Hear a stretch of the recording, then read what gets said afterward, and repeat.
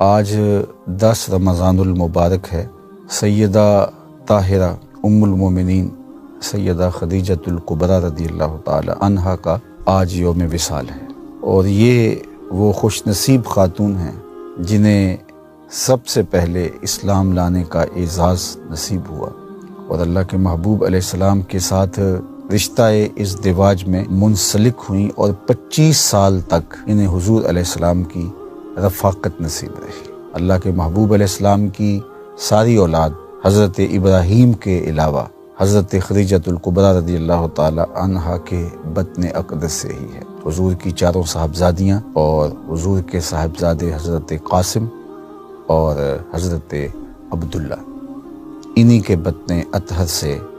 اللہ کے محبوب علیہ السلام کو عطا کیے گئے۔ حضرت خدیجۃ الکبریٰ رضی اللہ تعالی عنہا اللہ کے پیارے محبوب صلی اللہ علیہ وآلہ وسلم کی غم گسار اہلیہ تھیں۔ مشکلات جب آئیں، تکالیف آلام کے پہاڑ توڑے گئے، مکے والوں نے جو تکلیفیں دیں، سماجی بائیکاٹ کیا، اور ہر طرح کی تکلیف اور ہر طرح کی اذیت اللہ کے محبوب کو پہنچائی، لیکن جب حضور گھر تشریف لاتے تو یہ جس طرح حضور علیہ السلام کی دلجوئی کرتی اور آقا کریم علیہ السلام کی غمخواری فرماتی، تو یہ انہی کا مقصوم ہے۔ اسی لیے اللہ کے محبوب علیہ السلام نے حضرت خدیجۃ الکبریٰ رضی اللہ تعالی عنہا کے وصال والے سال کو عام الحزن قرار دیا۔ دکھوں کا سال حضور نے اس سال کو کہا، بلکہ روایات میں آتا ہے کہ آقا کریم گھر سے نکلنا کم کر دیا تھا، اور حضرت سیدہ خدیجۃ الکبریٰ رضی اللہ تعالی عنہا کے تذکرے سیدہ فاطمہ زہرا رضی اللہ تعالی عنہا اور دیگر اپنی صاحبزادیوں سے کرتے، اور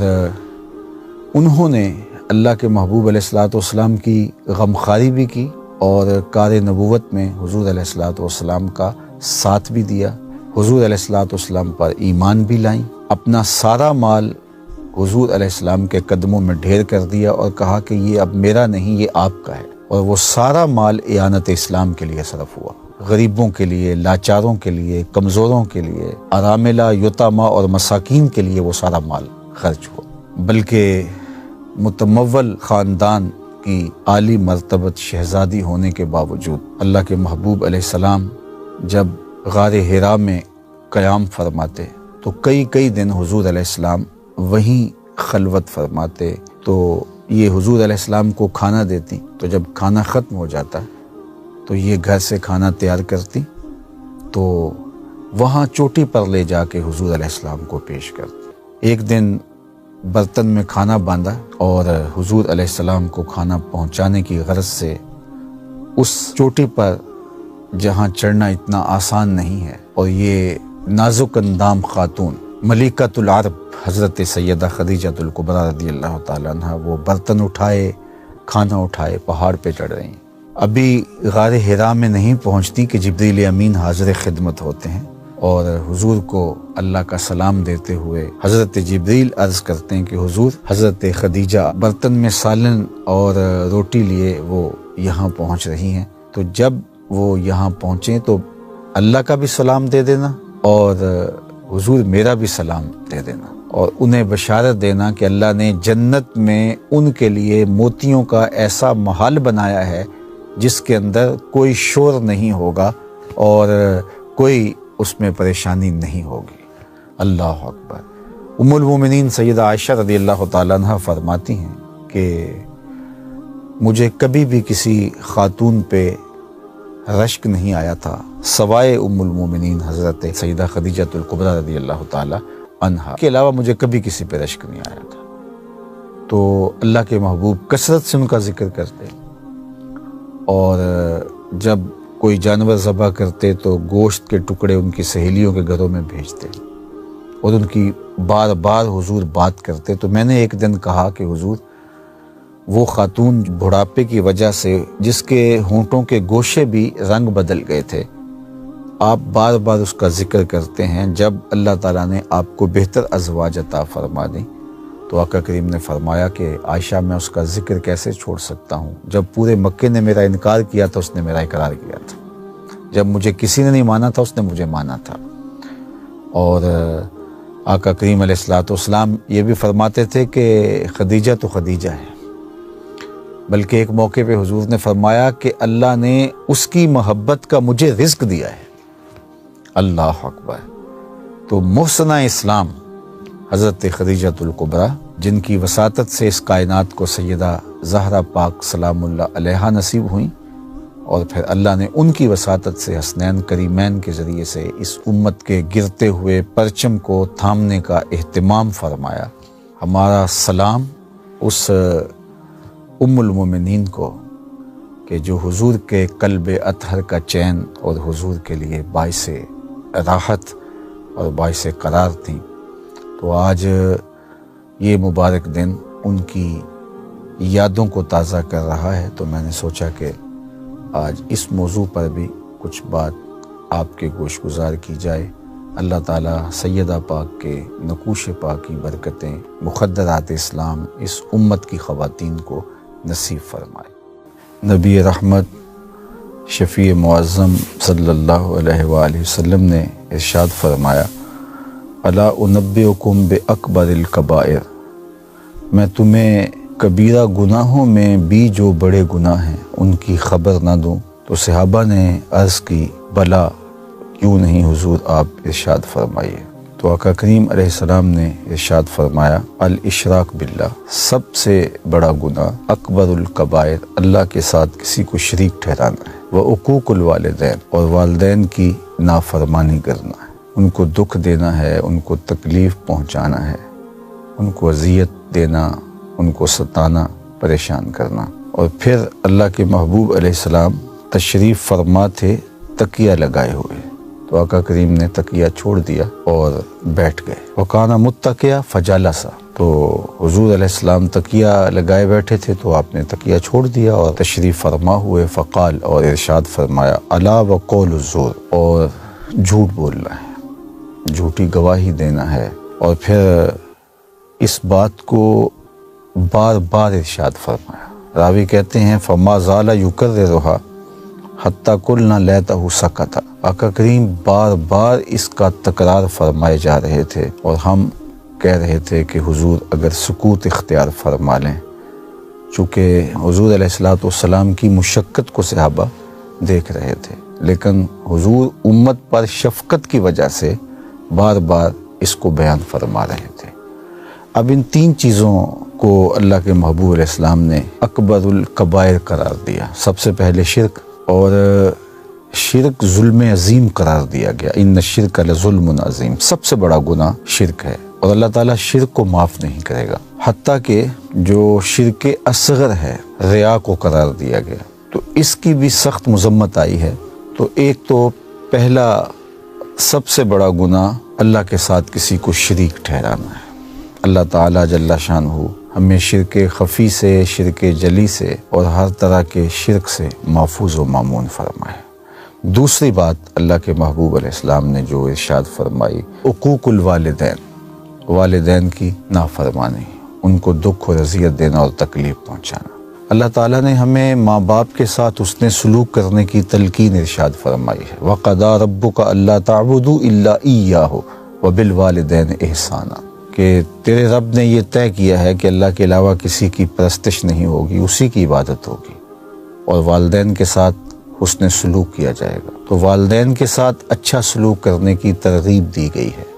ان کی نافرمانی کرنا، ان کو تکلیف پہنچانا شریعت میں بہت مذموم ہے، اور اس کو نہ صرف کبیرہ گناہ کہا گیا، اکبر الکبائر قرار دیا گیا۔ علماء نے کہا کہ وہ گناہ جن کی سزا آخرت میں تو ہے ہی ہے، دنیا میں بھی ضرور ہوتی ہے، ان گناہوں میں سے ایک گناہ والدین کی نافرمانی،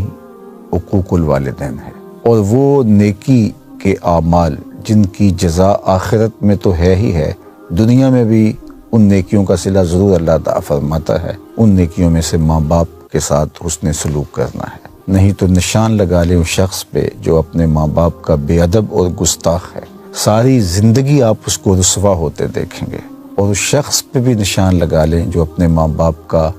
با ادب ہے، ماں باپ کا خدمت گزار ہے، ان کی تعظیم بجا لانے والا ہے، آپ زندگی بھر اس کی پگڑی کے کلس کو نیچا ہوتے نہیں دیکھیں گے۔ اللہ اسے سرخرو کرے گا، کامیاب اور بامراد کرے گا۔ تو ہمیں ماں باپ کے ساتھ اچھا سلوک کرنا چاہیے اور کبھی بھی ان کے ساتھ ایسا سلوک نہیں کرنا چاہیے جس سے ان کو اذیت پہنچے، ان کو تکلیف پہنچے، دکھ پہنچے۔ تو یہ دوسرا بڑا گناہ ارشاد فرمایا۔ اس کے بعد اللہ کے پیارے محبوب صلی اللہ علیہ وآلہ وسلم تکیہ لگائے تشریف فرما تھے، تو آقا کریم نے تکیہ چھوڑ دیا اور فرمایا الا وقول الزور، سن لو تیسرا بڑا گناہ جھوٹ بولنا ہے۔ یہاں ایک سوال آپ کے ذہن میں آ رہا ہوگا کہ شرک بہت بڑا گناہ ہے، لیکن اللہ کے محبوب علیہ السلام نے اس کو بیان کیا تو تکیہ لگائے ہوئے تھے۔ والدین کی نافرمانی بہت بڑا گناہ ہے، لیکن حضور نے اس کو بیان فرمایا تو حضور ٹیک لگائے ہوئے تھے۔ تو یہ جھوٹ بولنا، قول زور، اس پر کیا وجہ کہ اللہ کے محبوب نے ٹیک چھوڑ دی اور حضور بیٹھ گئے؟ تو علماء نے لکھا کہ شرک کی خباثت اور شرک کا برا ہونا یہ تو بالکل واضح ہے اور اس پر تو کوئی دوسری رائے نہیں۔ اسی طرح ماں باپ کی نافرمانی اور بے ادبی کرنا ایک ایسا جرم ہے کہ جس کی نوعیت کو سب لوگ تسلیم کرتے ہیں، لیکن جھوٹ انسانی زندگی کے اندر اس طرح در آتا ہے کہ وہ اس کو گناہ ہی نہیں سمجھتا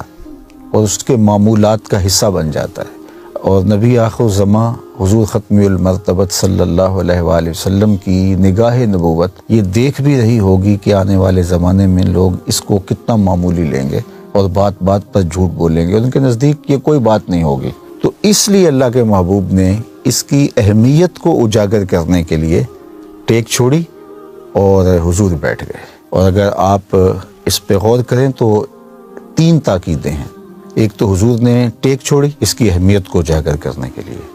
اور دوسرا اللہ کے محبوب نے الا سے شروع کیا، الا وقول الزور، اور یہ حرف تنبیہ ہے۔ اور تیسری بات فما زال یکررھا، حضور بار بار اس کا تکرار کر کے اس کی اہمیت کو اجاگر کیا، اس کی برائی کو واضح کیا اور لوگوں کے ذہنوں کے اندر راسخ کیا کہ یہ کتنا بڑا جرم ہے کہ کوئی جھوٹ بولے۔ خاص طور پہ اللہ کے محبوب علیہ السلام نے جھوٹ کے حوالے سے بات کرتے ہوئے ان 3 چیزوں کا اہتمام کیا۔ تو جھوٹ بولنے سے برکت اٹھ جاتی ہے، جھوٹ بولنے سے آپ کے اعمال کا نور ختم ہو جاتا ہے۔ ابھی ماہ صیام چل رہا ہے تو اللہ کے محبوب کا فرمان بارہا آپ کی نظروں سے گزرا ہوگا اور آپ نے بارہا حضور علیہ الصلوۃ والسلام کا یہ فرمان سنا ہوگا، من لم یدع قول الزور والعمل به فلیس للہ حاجۃ فی ان یدع طعامہ وشرابہ۔ اللہ کے محبوب نے ارشاد فرمایا کہ جس نے قول زور نہیں چھوڑا، جھوٹ اور جھوٹے کام نہیں چھوڑے، تو اس کے بھوکا اور پیاسا رہنے کی اللہ کو کوئی ضرورت نہیں ہے۔ تو روزے کا مقصد تو ان برائیوں سے اپنے آپ کو بچانا ہے اور یہ ایک مضبوط حصار ہے ہمارا۔ لیکن اگر ہم جھوٹ بولتے رہیں، جھوٹی گواہیاں دیتے رہیں، ہمارے رویے، ہمارا طرز زندگی، ہمارا انداز معاشرت جھوٹ کے مطابق ہی چل رہا ہو،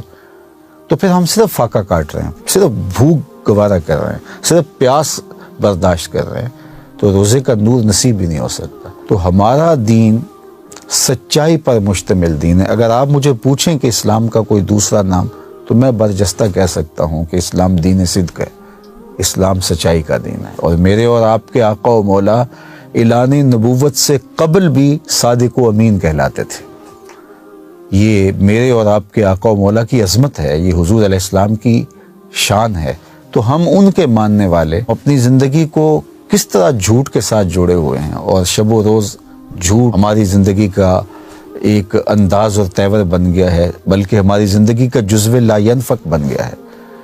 تو اس حدیث پاک کے اندر کبیرہ گناہوں میں سے بھی جو اکبر ہیں ان کا ذکر فرمایا گیا۔ ویسے تو علماء نے کہا کہ جو صغیرہ اور کبیرہ کی تقسیم ہے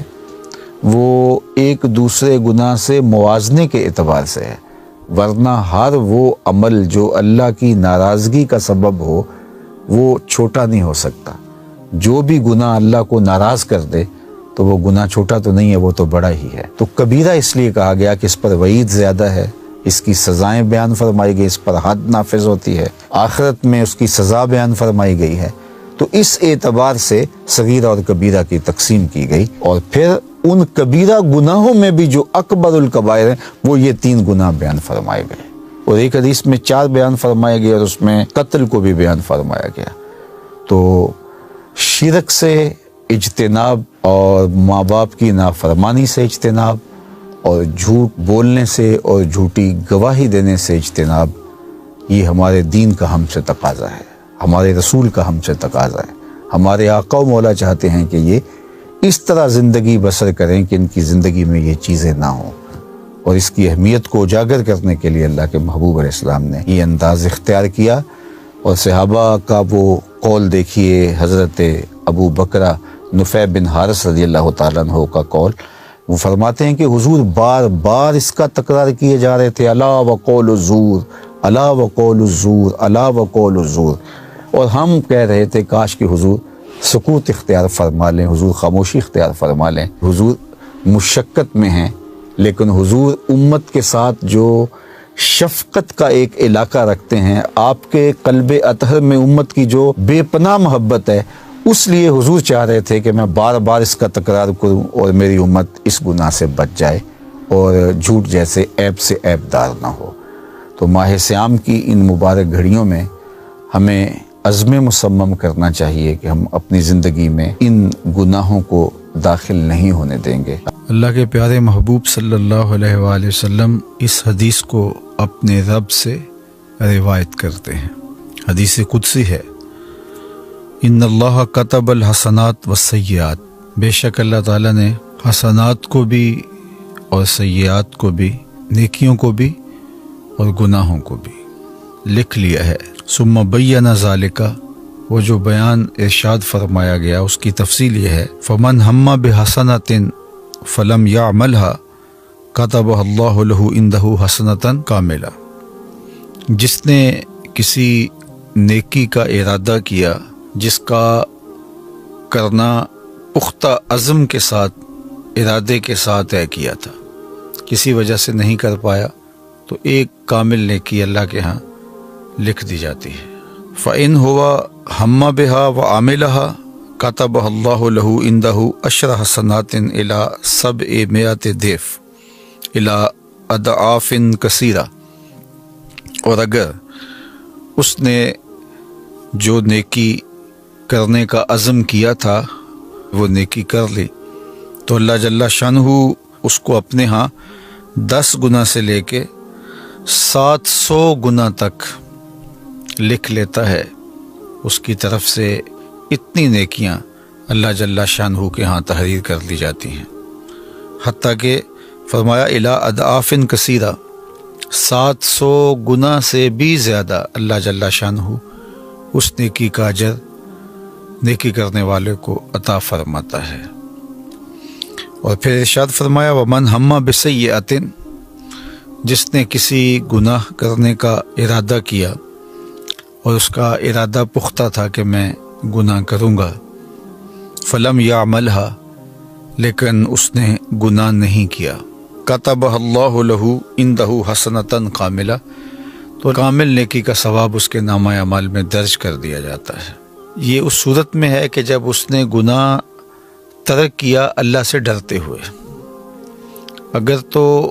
ایسا ہے کہ وہ کوئی گناہ کرنے جا رہا تھا لیکن آگے سے کوئی اور عارضہ لاحق ہو گیا اور وہ نہیں کر پایا، اس صورت کے اندر نہ نیکی لکھی جاتی ہے نہ گناہ لکھا جاتا ہے۔ لیکن اگر اللہ سے ڈرتے ہوئے اس کو خیال آ گیا، ارادہ پختہ تھا یہ گناہ کروں گا، لیکن اس نے گناہ نہیں کیا، تو اللہ جل شانہ ایک کامل نیکی اس کے نامہ اعمال میں درج کر دیتا ہے۔ فَإِنْ هُوَ هَمَّ بِهَا فَعَمِلَهَا، اور اگر اس نے کسی گناہ کرنے کا عزم مصمم کیا تھا، ارادہ کیا تھا، اور اس نے پھر وہ گناہ کر بھی لیا، كَتَبَهَا اللَّهُ لَهُ سَيِّئَةً وَاحِدَةً، تو اللہ تعالیٰ جل شانہ اس کے نامہ اعمال کے اندر ایک گناہ کے طور پہ اس کو درج فرماتا ہے۔ یعنی خلاصہ کلام کیا کہ اگر کسی شخص نے نیکی کا پختہ ارادہ کیا اور وہ کر نہیں پایا،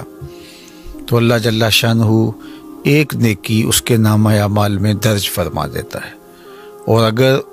اس نے عمل بھی کیا تو 10 نیکیاں، 700 نیکیاں یا اس سے بھی زائد اللہ تعالیٰ اس کو عطا فرماتا ہے۔ اور اگر اس نے گناہ کا ارادہ کیا لیکن وہ گناہ نہیں کر پایا تو اس کی 2 صورتیں ہیں۔ گناہ نہ کرنے کا سبب اللہ کا ڈر تھا، خیال آیا کہ یہ میں غلط کرنے جا رہا ہوں، تو جو ارادہ کیا تھا اس سے باز آ گیا، تو ایک نیکی لکھی جاتی ہے۔ دوسرا یہ ہے کہ اسباب پیدا نہیں ہوئے اس گناہ کے کرنے کے، تو اللہ تعالیٰ اس کے نامہ اعمال کے اندر پھر بھی گناہ نہیں لکھتا اس کی نیت سے، نہ گناہ لکھا گیا نہ نیکی لکھی گئی۔ اور ایک صورت یہ ہے کہ اس نے جو ارادہ کیا اس پر اس نے عمل بھی کیا، تو پھر نامہ اعمال کے اندر اللہ جل شانہ ایک ہی گناہ درج کرتا ہے۔ اللہ اکبر۔ اور اس پر حضرت ابو ہریرہ رضی اللہ تعالی عنہ سے ایک روایت مروی ہے، وہ سماعت کر لیجیے، اور وہ بھی صحیح بخاری میں ہے۔ جو میں نے روایت آپ کے سامنے رکھی یہ بخاری میں بھی ہے، مسلم شریف میں ہے، اور یہ صحیح بخاری میں حضرت ابو ہریرہ رضی اللہ تعالیٰ عنہ روایت کرتے ہیں، اور یہ حدیث بھی حدیث قدسی ہے، اور امام بخاری نے اس کو اپنی سند کے ساتھ روایت کیا ہے کہ اللہ جل شانہ ارشاد فرماتا ہے، اذا اراد عبدی، جب میرا بندہ ارادہ کرتا ہے، ان یعمل سیئۃ، کہ وہ گناہ کرے، فلا تکتبوها علیہ، تو اس کے نامہ اعمال میں اس کو درج نہ کرو، حتی یعملها، یہاں تک کہ وہ گناہ کر گزرے۔ فإن عملها فاکتبوها بمثلها، اگر وہ گناہ کر لیتا ہے تو پھر اس کی مثل ہی لکھو، یعنی ایک ہی گناہ درج کرو اس کے نامہ اعمال میں۔ وإن ترکها من اجلی، اور اگر وہ اس گناہ کو میرے لیے ترک کرتا ہے، فاکتبوها له حسنہ، تو پھر اس کے نامہ اعمال کے اندر وہ نیکی لکھ دو، اس لیے کہ اس نے میرے ڈر سے، میرے خوف سے گناہ کو ترک کیا۔ یہ اللہ جل شانہ کی کرم نوازی ہے اپنے بندوں پر کہ نیکی کی نیت کرنے سے ایک نیکی لکھ دی گئی، کی تو 10 سے لے کر 700 گنا تک، بلکہ اس سے بھی زیادہ عطا کی گئی، اور گناہ کا ارادہ کرنے سے نامہ اعمال میں گناہ نہیں لکھا گیا، اور اگر اس نے اللہ کے ڈر سے اس گناہ کو چھوڑا ہے تو اس چھوڑنے پر بھی اس کو اللہ تعالیٰ نیکی عطا فرماتا ہے۔ تو یہ اللہ تعالیٰ جل شانہ کی کرم نوازیاں ہیں جو اپنے بندوں کو نصیب فرماتا ہے۔ اور آپ اس کو یوں بھی کہہ سکتے ہیں کہ جب وہ گناہ کی سزا عطا کرتا ہے تو اس وقت ضابطۂ عدل کے مطابق کہ ایک کیا ہے تو ایک ہی اس کے نامہ اعمال میں لکھا جائے گا اور ایک کی ہی اس کو سزا ملے گی، اور جب وہ کسی نیک عمل کی جزا دیتا ہے تو وہ عدل کے ضابطوں کے مطابق نہیں، فضل کے ضابطے کے مطابق، کہ ایک کو 10 سے لے کے 700 گنا تک عطا فرماتا ہے۔ تو یہ اللہ کی رحمتوں کے برستے ہوئے رنگ ہیں، اور ہمیں ماہ صیام میں بھرپور نیکیاں کرنی چاہیے، اور نیکی کا عزم مصمم بھی نامہ اعمال میں نیکی کے درج ہونے کا سبب بنے گا، اور گناہوں سے مکمل اجتناب کرنا چاہیے۔ اللہ ہمیں گناہ کے عزم سے بھی محفوظ فرمائے، اور اگر شامت نفس کی وجہ سے، شیطان کی وجہ سے اگر کبھی عزم پیدا ہو جاتا ہے تو اللہ تعالیٰ ہمیں اپنی خشیت کا نور، اپنے خوف کا جمال عطا کرے،